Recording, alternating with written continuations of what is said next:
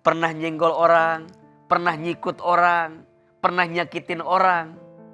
Bagian kepala mohon maaf, mungkinkah ada pikiran yang kotor dalam benak kita? Termasuk kaki, mungkinkah ada yang pernah melangkah ke tempat maksiat? Maka semua anggota tubuh yang terkena air wudhu adalah anggota tubuh yang berpotensi punya dosa.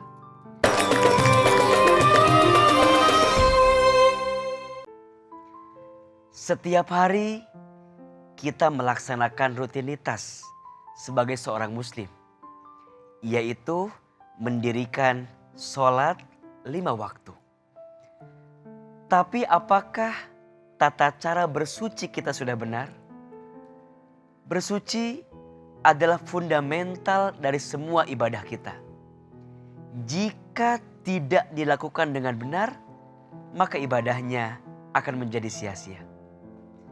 Jadi, marilah kita mengingat kembali. Jangan-jangan wudhu kita yang satset menimbulkan ibadah kita tidak diterima oleh Allah Subhanahu wa taala. Karena yang mudah belum tentu benar. Karena yang mudah belum tentu sesuai dengan aturannya. Ibu, bersuci itu adalah satu hal penting yang harus kita perhatikan. Iya apa iya? Wudu adalah syarat sahnya sholat. Wudunya benar, maka sholatnya juga benar. Wudunya baik, maka sholatnya juga akan baik. Maka dalam urusan bersuci, dalam hal ini urusan berwudu harus dipastikan kebenarannya. Jangan sampai kita berwudu karena ngejar waktu satset. Kan ada yang begitu ya. Kucepuk. Yang penting bunyi airnya. Yang penting kelihatan basah badannya. Padahal kita lupa ada bagian-bagian yang harus kita perhatikan.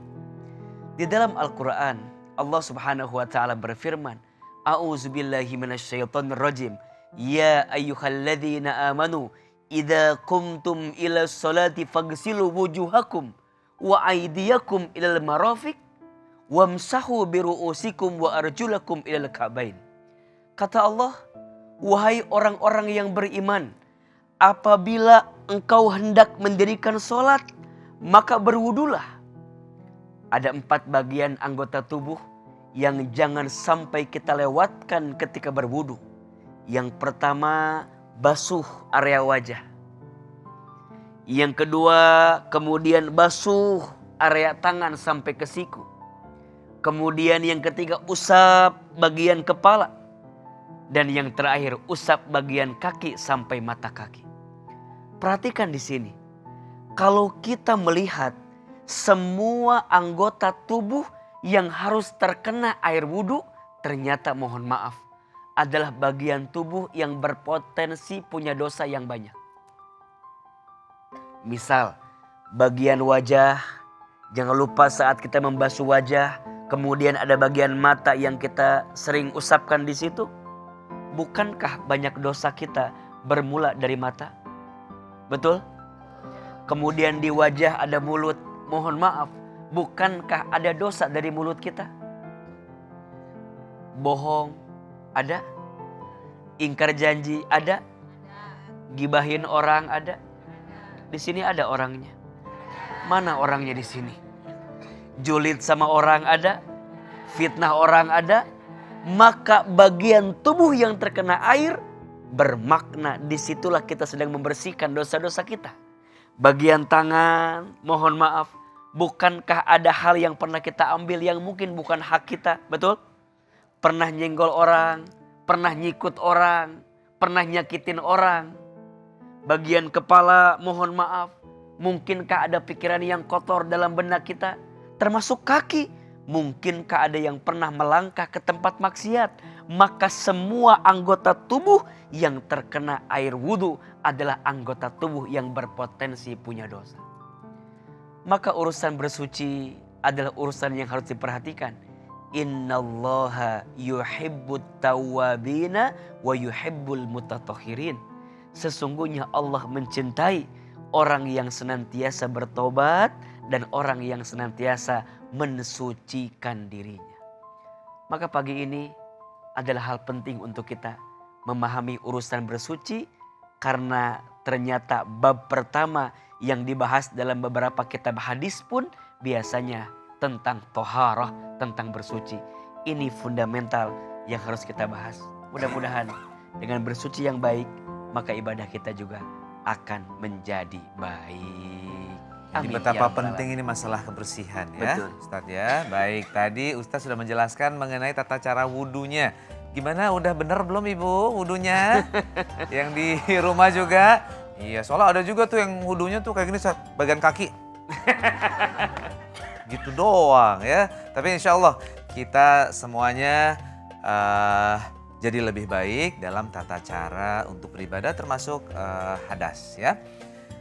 Baik pemirsa, selamat datang di acara Penjajak Hati bersama saya Sarul Gunawan dengan tema kita pagi hari ini membahas bersuci. Mudah tapi belum tentu benar. Makanya kita saat ini ingin membahas lagi ya bersama ustadz-ustadz kita, ada Ustadz Asad dan juga Ustadz Hilman. Langsung saja kita akan mendengarkan curahan hati dari ibu-ibu yang ada di studio. Mudah-mudahan sesuai dengan tema kita nih ya. Kira-kira siapa dulu ya? Siapa yang mau bertanya? Oke, kita langsung aja ya ke sebelah kanan saya. Silakan.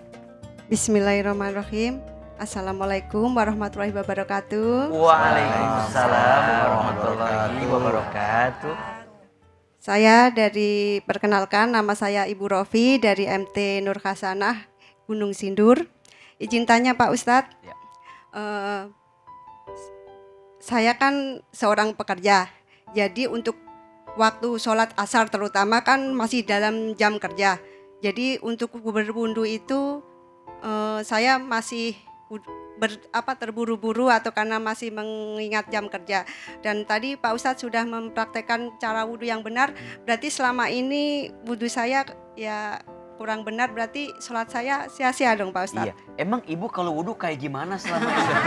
Ya, Kan kita harus maksudnya tahu juga ya. Sama seperti seperti wudhu pada umumnya, tapi agak terburu-buru gitu. Oh. Jadi mungkin karena waktu yang mungkin agak Terbatas. ya terbatas gitu. Terima kasih Pak Ustadz. Terima kasih Bu Rofi. Nah ini gimana nih Ustadz nih? Silakan Ustadz Asad mungkin. Baik, insya Allah. Ibu, Iya. lemes nggak kayak ini? Puasa nggak ini? Insya Allah.